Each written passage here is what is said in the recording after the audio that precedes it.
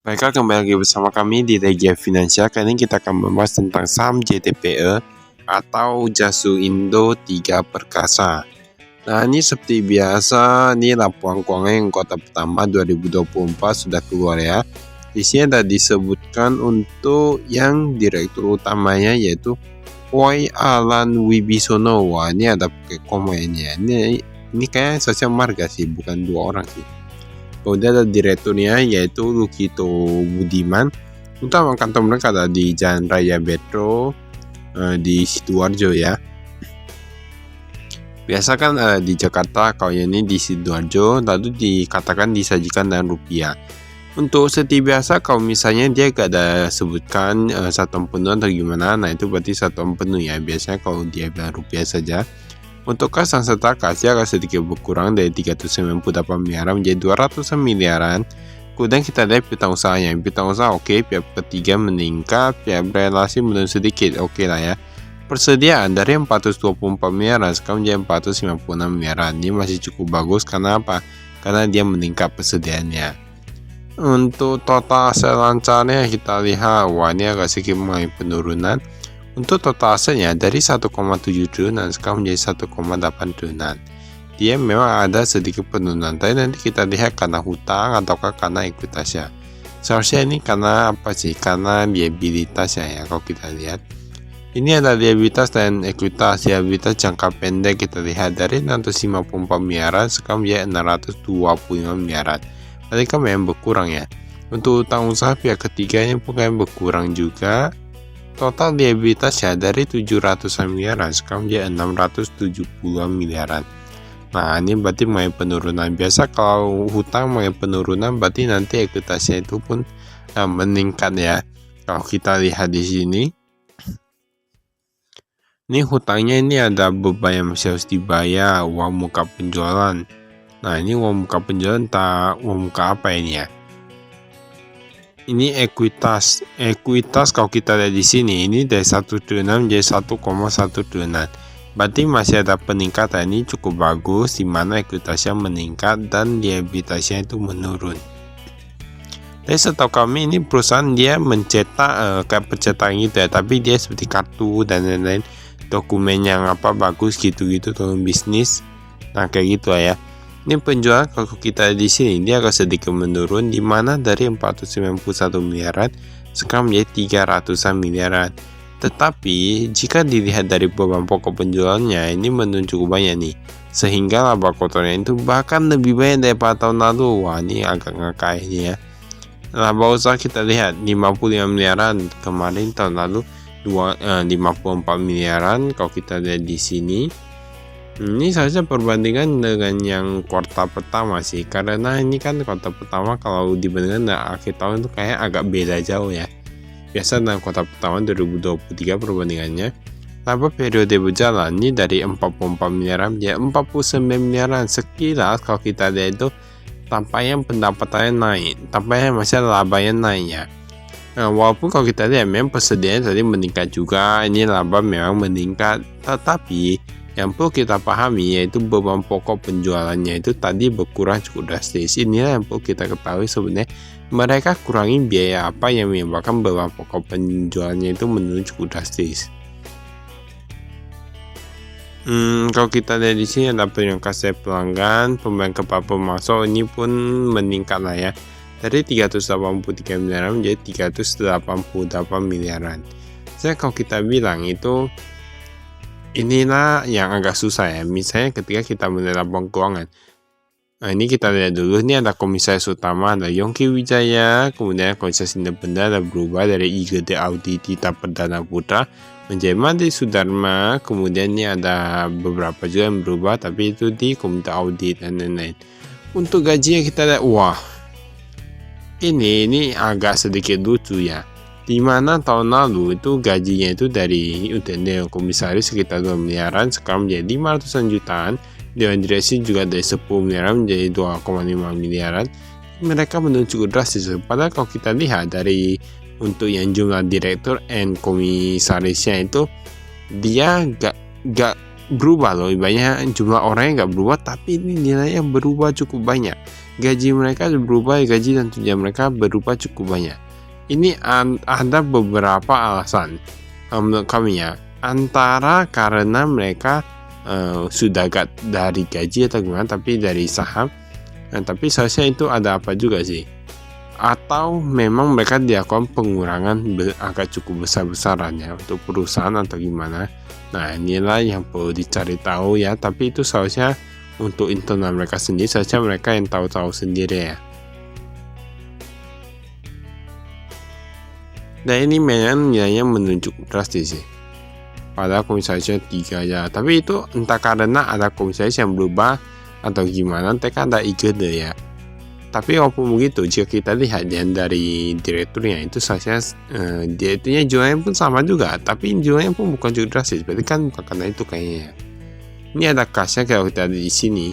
Kasnya ini cukup hebat, di mana ada banyak negara. Wah, ini ada rupiah, dolar, euro, Cina, ada dolar Singapura, yen, dolar Hong Kong, ringgit, dirham, won, France, Kanada. Kalau kita di sini, wah, ini ada total 15 negara nih. 15 mata uang negara lain. Masih ada 15 mata uang negara ya. Karena ini kan udah include dengan rupiah. Ini agak kayak ini baru pertama kali kayaknya kita lihat banyak sekali untuk yang selain bank ya. Ini selain bank ini banyak sekali mata uangnya kayak ini ya. Ini kalau kita lihat untuk yang rupiah di sini ada disebutkan juga. Nah, ini pokoknya nilainya agak cukup berkurang, tapi yang kasih tangan itu meningkat. Saya untuk mungkin ada beberapa alasan yang menyebabkan hal ini bisa terjadi. Mungkin karena suppliernya itu banyak yang dari luar negeri.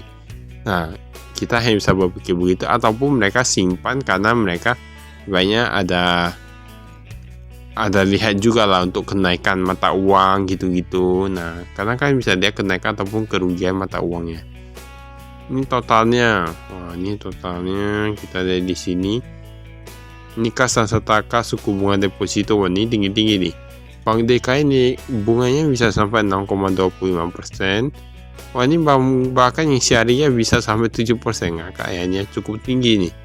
Cukup tinggi, udah hampir sama dengan obligasi dan lain-lain gitu. Kalau kita di sini ada piutang usahanya, piutang usaha pihak berelasi. Oke, dia menurun, tetapi yang inilah yang perlu kita ketahui. Dia ada yang namanya cadangan penurunan nilai piutang usaha. Nah, ini ada cadangan penurunan nilai. Kalau untuk yang namanya penurunan nilai, kami sebenarnya agak khawatir, agak takut gitu.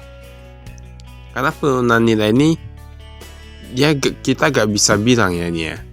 Tuh seharusnya pihak internet tahu sendiri.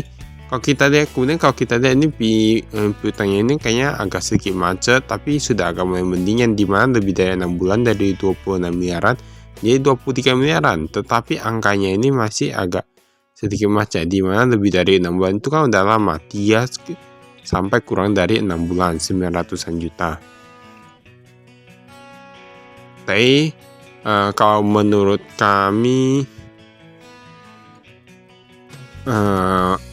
kurang tahu ya untuk yang bisnis, untuk yang kartu-kartu seperti ini, apakah memang piutangnya ini agak lama atau gimana. Tapi memang di sini terbukti ya untuk yang lapongkongnya ini lebih dari 6 bulan itu kan udah lama kali untuk yang hutangnya. Apalagi di zaman seperti ini ya. Persediaan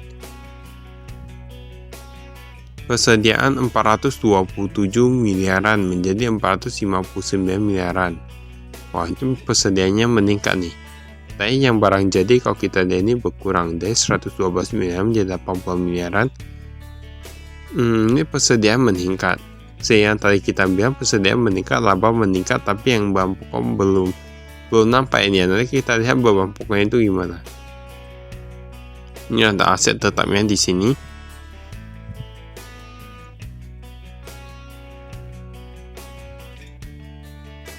Aset tetap ada penyusutan juga.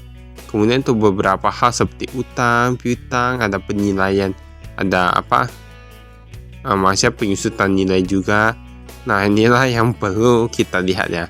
Angkanya itu wajar atau enggak. Dan biasanya itu perlu dilihat untuk beberapa tahun. Utang usaha ini pihak berelasi. Cak Sindo.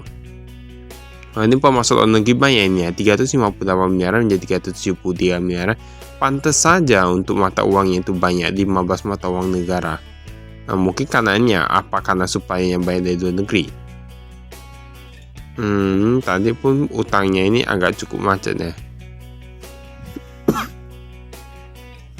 Ini ada uang muka penjualan. Kalau kita di sini kemarin ada Kementerian Kesehatan Republik Indonesia. Nah, apa cetak atau apa itu? Apa mungkin BPJS atau gimana? Ini Dinas Kependudukan Sipil, ada 300-an juta.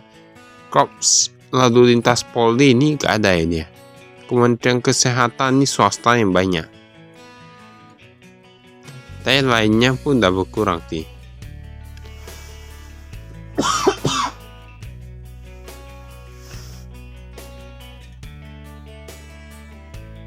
Ini yang perpajakan kita skip.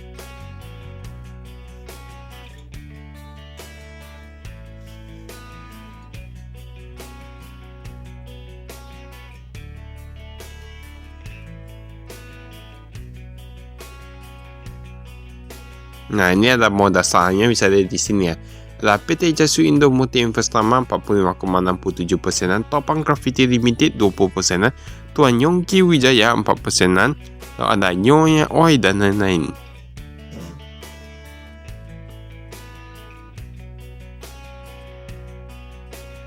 Lalu kalau kita lihat di sini, ini penjualannya ini dokumen sekuritas. Wah, ini dokumen sekuritas dari 410 miliar menjadi 300 miliar, tapi memang berkurang ya. Stoknya memang untuk beberapa kuartal kali ini, memang beberapa perusahaan itu labanya terus berkurang. Memang ada perusahaan yang outperform sehingga sahamnya naik. Nah, itulah yang perlu kita ketahui.